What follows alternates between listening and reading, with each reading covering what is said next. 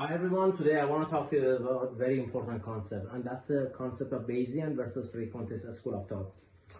I've read a lot of books about this stuff. My research was actually about the Bayesian framework, and I've seen a lot of discussion, Frequentist versus Bayesian. There is actually a fight going on in the statistical community, but it's very important for you to understand what each one represents and when to use each one, and what are the limitation or constraint or advantage and disadvantage of using each method. I have seen a lot of videos in YouTube and I found them to have a lot of problems, or they don't really explain this concept properly. I have to tell you something very important. When you look at the job description, you see that tech companies, medical companies, a lot of finance companies are getting more and more interested to Bayesian framework, and you have to understand why.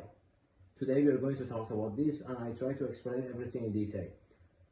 Okay, so for now, let me start by comparing Bayesian versus Frequentist for you to understand what each school of thought represents. All right, so what I'm going to do here, I'm going to write Bayesian here, and I'm going to write Frequentist here.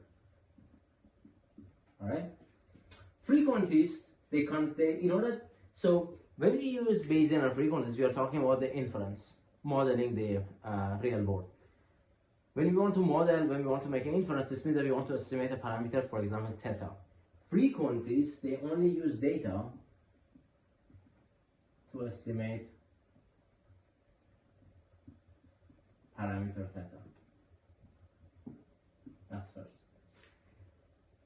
Frequentists, they consider this parameter theta to be fixed.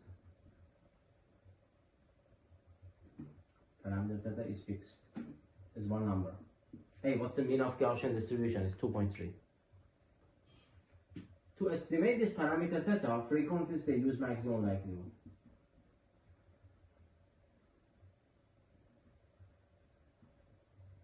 Or ML for short, to estimate theta. What is the maximum likelihood? What's the definition of maximum likelihood? Is the estimator of theta, of course, estimator of theta, denoted, let's say, by theta hat, by theta hat, such that it maximizes probability of observing data. Great. Frequentists, very important, they use confidence interval.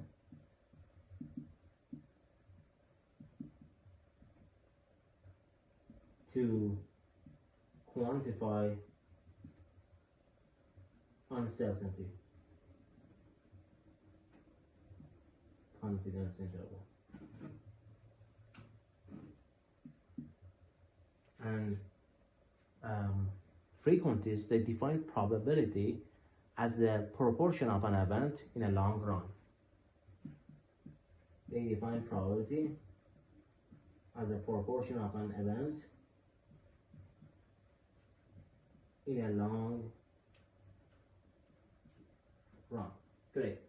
So that's what Frequentists believe.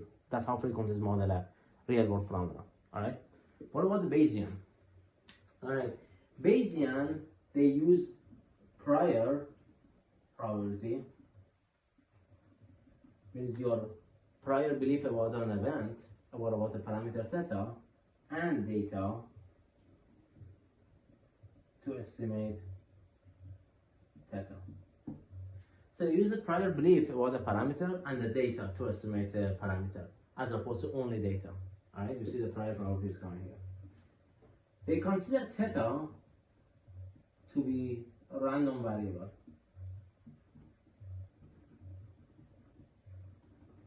With unknown distribution.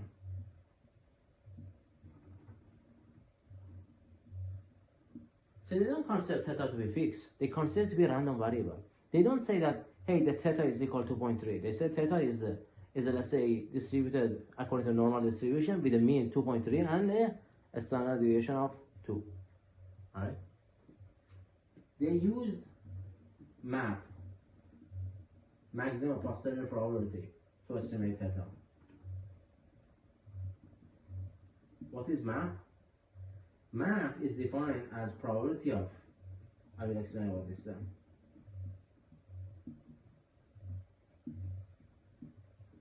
Right. So Bayesian, frequentist people only are concerned about this. This is called likelihood. They're only concerned about this. Probability of maximizing observing data given the parameter theta that we estimate. So given the estimated theta. This is called prior probability. And this is called probability of evidence. Probability of data is not that important. Data. Observing data. Alright. So Bayesian say that, you know what, I have some belief about the parameter theta. I go ahead and collect data, I observe data, I want to update my belief. This is called map. They want to maximize this as opposed to this. Right? Bayesian use credible interval.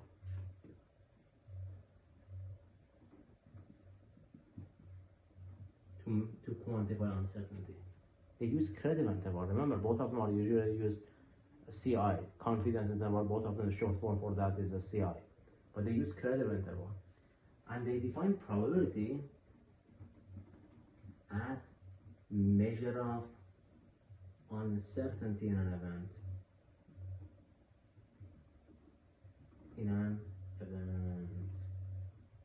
It's very important.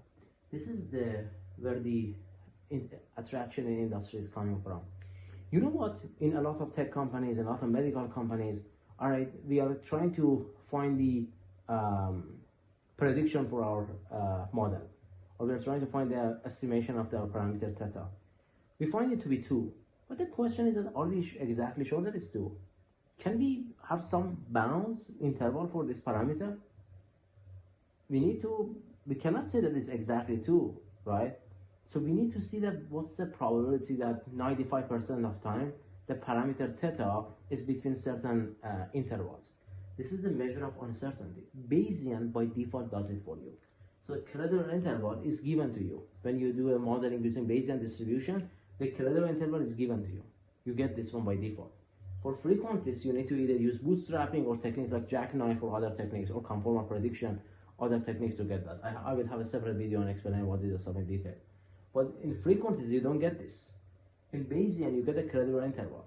Now, that's why it's very attractive. It's getting very, very important. When you have a sensor data, medical data, you have a data that is coming from, let's say you want to design, like, let's say, a spaceship, or you want to design some sort of a car, and you have to consider some sort of safety factor. What if your parameters are wrong, or what if your estimation is not exact?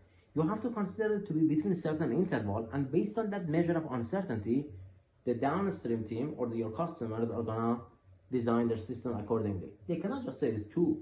What if it's not 2? So you have to say it's between 1 and 3, for example. And that's the power of the Bayesian. Alright? So one thing that is very important here that requires some attention is the confidence interval between credible interval. So it's very important for you to understand this. These two are not the same. They don't do the same thing.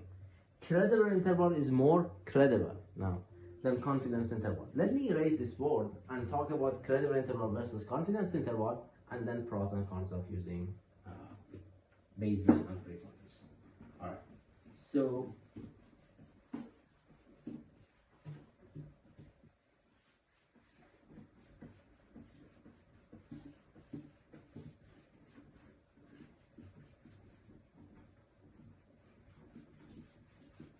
Get it. Okay, let's talk about this Bayesian and this credible and confidence. So confidence interval, what does it say? What does confidence interval say? For example, 95% confidence interval. What does it say? It says the probability that 95% of the intervals contains the true parameter. Contains the true parameter. True estimate of the parameter. True estimate the parameter or contain the exact correct parameter. Probably 95% of the interval. Confidence interval talks about the interval.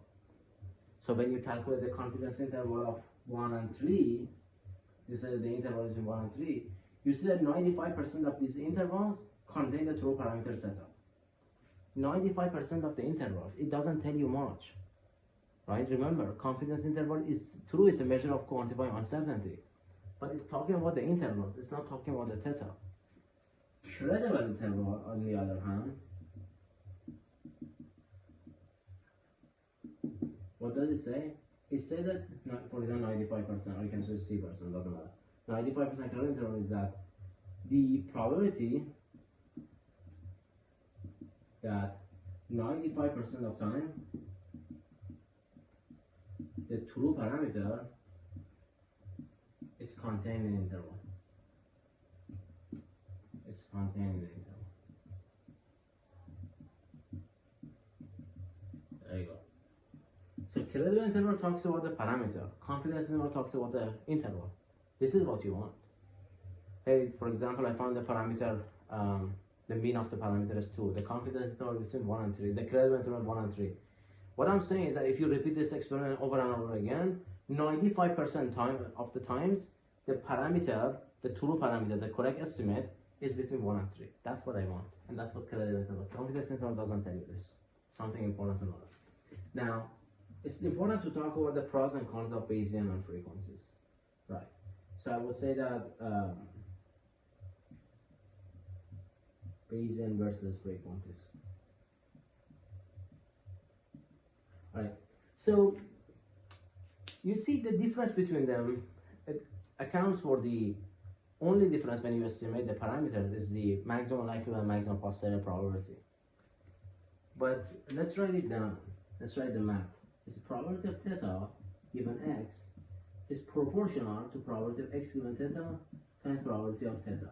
Probability of x we usually do not write it because it's not dependent on theta. So we want to maximize this. Arg max of this,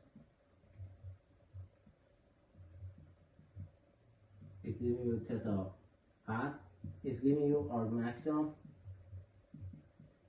p of x given theta times p of theta. Very important. This is the likelihood. This is prior. Right. Okay, so very important, guys. In the Bayesian, so you see that everything is boils down to the concept of p of theta, prior probability, because the rest of it is the same as the likelihood.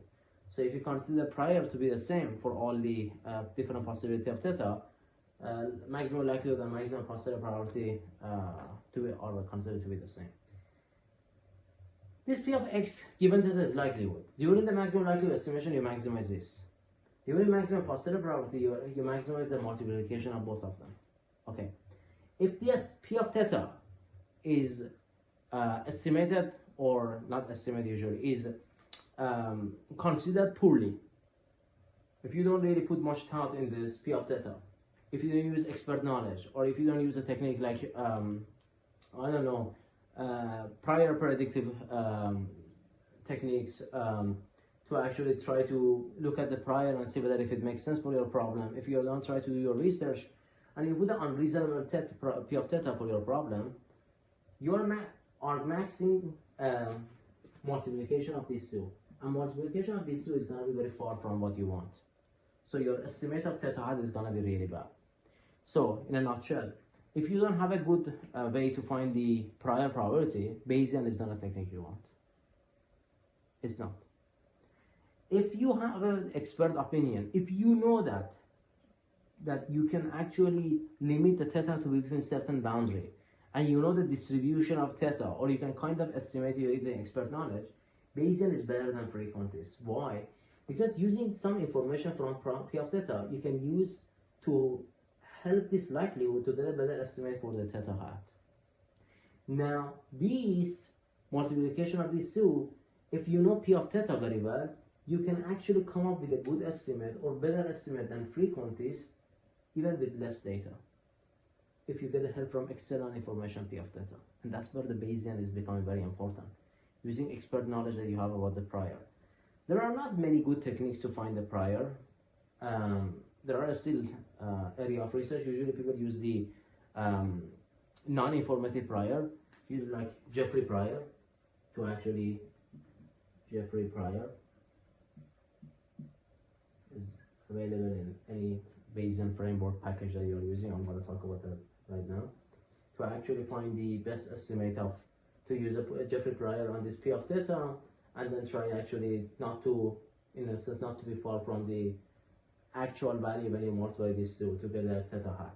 This way you can actually no need to have a lot of data, and still you can use a Bayesian framework, get a reasonable estimate.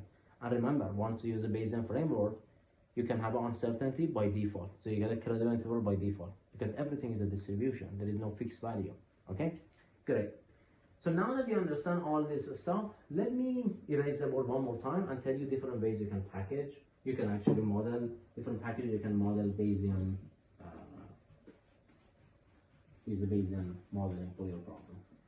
I will focus on Python, and I will tell you about the package that is in R as well. There is one package in R that is very, very popular, or is really pioneer about that, but I mainly focus on Python. Okay. So Bayesian reasoning in Python. If you decide to use R, you can use a stan. A stan is a R package. It's fairly documented. There are lots of books about that. Professor Gelman is very active in this domain. But for Python, we have PyMC. This is the most well-documented package, and is actually, it used to be with Theano, now it's moved to the TensorFlow, and it's very well documented and very well maintained, and it's constantly under development as well. PyMC3 is the older version, now it's PyMC4, and PyMC5 is coming as well, right? And the automatic differentiation and everything used to be done by Theano, now we're done with the Acera. Okay, there are lots of good books are written right now currently for PyMC. PyMC is based on, it used to be based on Theano, now Acera, now TensorFlow actually. Okay. There is another good package called TFP, TensorFlow Probability. This is based on TensorFlow. Why do we need deep learning packages? For automatic differentiation. If you're wondering why we need deep learning packages. TFP. Then we have Pyro. This is written by Uber Research and is based on PyTorch. There is one NumPyro. This is the NumPy optimized version of that. It's optimized based on NumPy optimized version. It's based on JAX as well. And there is Edwards. Edwards is also in TensorFlow.